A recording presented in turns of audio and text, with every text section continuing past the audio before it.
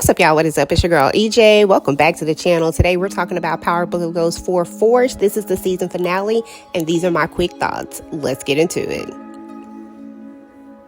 Okay, y'all. So first and foremost, let's just start with this whole Mariah thing. Let's just go ahead and jump straight to that, because that was one of the biggest things that stood out to me. I loved how she stood up to Tommy Mama and was like, look, I know everything, okay? Like, well, she don't know everything, but she know enough, you know what I'm saying? And she know who Tommy is. And I'm really feeling this Mariah thing, but we already knew that it was going to happen. We knew that Jannard wasn't going to be able to hold on to that photo for long, because he is just so gung-ho on getting Tommy out of the way that he just, he gonna do what he have to do. So he was ready to send that photo.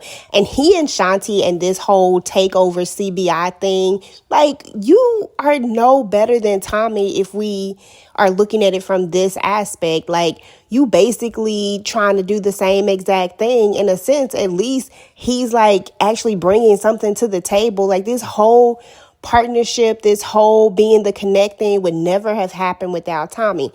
Now, of course, it also wouldn't have happened without, CBI and them backing him and stuff like that. So I just don't understand why we can't see that this is a good partnership once they actually learn to start trusting each other, because everybody is keeping secrets from everybody. And Diamond and Jannard are back on this thing where they're brothers and they're trusting each other. So I feel like at the end of the day, Jannard is going to end up picking his brother over Shanti for sure.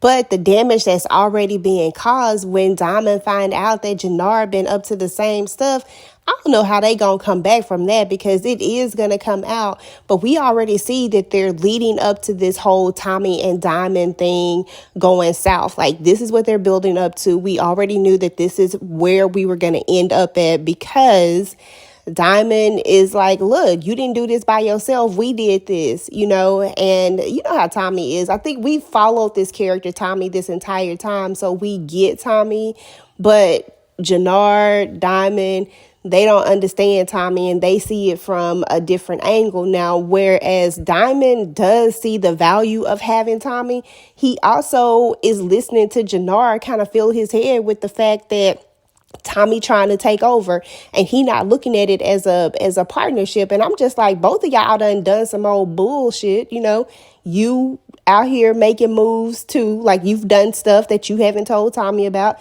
Tommy done stuff that he ain't told you about. So, it is what it is. So I don't know where we going from here, y'all. All I know is that Jannard been on my nerves, for real. Now, I did love this whole play of how Tommy played everything out when it came to Claudia Flynn. I honestly don't think she gone, y'all. I don't think she is. I don't know. It just feels like Claudia is not going to be unalived for whatever reason. I don't know. Let me know what y'all think. Y'all think Claudia out of there or nah? But I did like how it all played itself out, because Claudia looked a hot mess in that orange jumpsuit. Woo! Like, she looked so horrible in an orange jumpsuit. I'm like, girl, orange is not your color. Like, real talk. But anyway, y'all, like, Claudia was doing too much, to be fair. I've always said that Claudia is not meant for what she's trying to do. She wants to be this queen pin. She wants to be the head. She wants to be on top. Like, she wants to show everybody that she can do all of these things. But the thing is that she can't. Like, she doesn't even know the game. Like, her father didn't teach her the game on purpose. He was basically trying to keep her at bay and have her do all the book stuff and all this other stuff. But he never actually put her on game when it comes to how everything actually works. And she's out here trying to play with the big dogs when it comes to everything. And I'm just like, girl, this was not going to end well for you. And then the fact that you actually come and step to Tommy and say something to him, tell him that you untouchable. First and foremost, somebody that is untouchable do not have to go and tell you that they untouchable. If you untouchable, you just untouchable. I don't need to tell you I'm untouchable if I'm untouchable. That don't even make sense. Like, that was your first rookie mistake. Like, that's like somebody that's rich as hell having to tell people, oh, I'm rich as hell. Oh, I'm rich as hell. Like, if you rich as hell, like, people probably going to see it. They probably going to notice that you don't have to move a certain way just for people to feel, I don't know. I just, Claudia. But anyway, nevertheless, I'm happy about her being out of here if she really is out of here. Now, speaking of these Flynns, let's go ahead and talk about I can't even say it. Vic Flynn, because we talking about the snitch, the rat, and Tommy decided to let him live. Now, I do understand why Diamond had a problem with this, because you telling him like, hey, look, we gonna get rid of him. And technically, that's typically what you would have to do. We had to unalive the probation officer because he knew too much. Like, we have to get rid of people who know too much. And Vic, why come I can't say his name, y'all? And Vic literally is a snitch. And I get that Tommy want to use him as an informant, but how you even gonna trust him? Like, I don't know, y'all. Like, I just think that it's not a great plan at all. And I'm with Diamond on this one. Like, Vic just gotta go. But they had to keep him in the story somehow, some way. They wasn't finna get rid of all the Flynns, I guess. But, I guess we shall see. Let me know what y'all think. Do y'all think that it's a mistake that Tommy is letting Vic stay alive? Or do y'all agree with Diamond that Vic needs to go? So, Anywho, moving on. Kate, JP, D-Mac. Oh, God. Oh, my goodness. Okay, let me just start with Kate.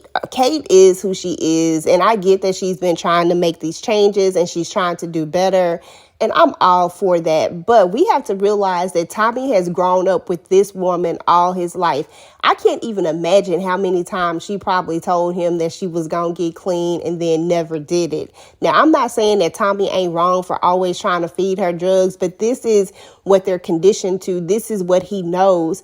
And then there's JP, on the other hand, who's looking for this mom and looking for this person that really, hasn't existed in Tommy's eyes, but he sees the possibility of redemption and the possibility of her changing. And once again, I ain't saying that she can't change. I'm just looking at it from the eyes of Tommy, who's been going through this his entire life with her, and JP, who's just met her. So, of course, he thinks that there might be some salvation for her, and there very well could be. So, that's the reason why he's moving the way he is. But JP just done lost his mind altogether. Like, how you just gonna say that Tommy is to blame? She to blame for her own issues and her own problem.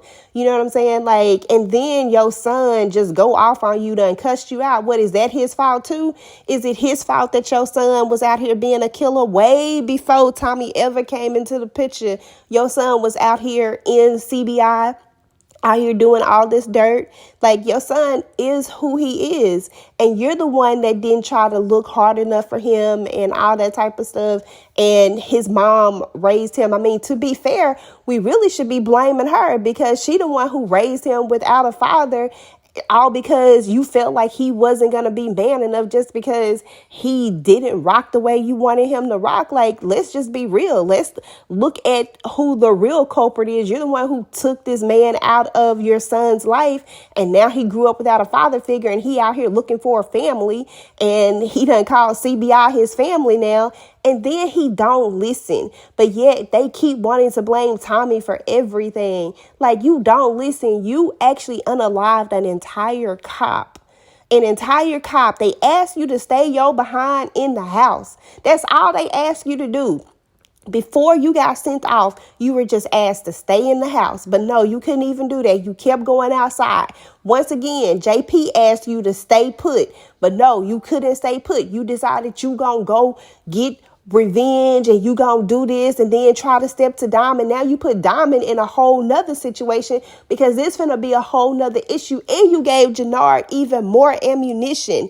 That's what I'm talking about right here. Like, D-Mac just be doing too damn much. Like, all of this stuff, like, there's always a cause and effect for every doggone thing. And here we are. You know what I'm saying? Now you done went off, called your daddy the F word. Like, Why was that necessary? You know what I'm saying? Mad at him because he haven't said anything to Tommy, because you want him to tell Tommy to let you back into CBI, to put you back in danger when he's trying to keep you out of danger, and Tommy trying to keep you out of danger because he already know about this life. And you really need to stop messing with Tommy, because Tommy really is a real one. Like, you think you are unaliver, but Tommy is an unaliver too. And I'm just saying, like, these youngsters just don't know. Even Marshall trying to actually like tell him like you want to be in this, like this what you want. And it feels like, you know what I'm saying? Like, he's telling him, like, at the end of the day, this is what I read from that one statement, was that, like, it's people out here doing this because they ain't got no choice, but somebody actually trying to be there for you, trying to keep you on the straight and narrow, and you still trying to run to this mess. It's just crazy to me, y'all. Like, it was just a lot going on in this episode. This was a pretty good episode to me. I thought it was a decent finale. I honestly think that this particular season of Force was much better than the last season of Force. So I enjoyed it. You know, I still think that there's a lot of things that they got to do as far as character building. I think they be unaliving these characters real doggone quick. But you know, it is what it is. It's power. So I'm hoping that we're going to see, you know, even more from the next season. I'm hoping that it's just going to get better. I'm hoping that this is just one of those ones that's going to take some time to build up, because, you know, I want to see this show win. I want to see Tommy win. I want to see, you know, a power spinoff that is solidified and good. So, you know, it is what it is. I enjoyed it. I hope you guys enjoyed this season of Power Book 4 Force. I hope you guys are going to come rock with us as we talk about everything that went down, all the shenanigans that happened, all the craziness. Oh, especially Stacey Marks. I ain't even going to go in on her right now, y'all. We'll talk about her on the live, but y'all already know that heifer is donezo for real. But we'll talk about all of that on the live, so make sure to join us on Monday at 9 p.m. Eastern time while we discuss this show. Meanwhile, guys, go ahead and let's get that conversation started down below. Let's talk about Power Book 4 Force, the finale. Let me know what you thought about it. Let me know what you thought about the overall season. Let me know if you're ready for the next season, if you're going to be watching the next season, and all that good stuff. Wow, if you like this video, make sure to go ahead and like, share, and subscribe to your girl channel. Turn on your notifications so that you do not miss out on any of my future power content. Meanwhile, YouTube says that you just might like this video next, so go ahead and take a look. Until next time, guys, peace.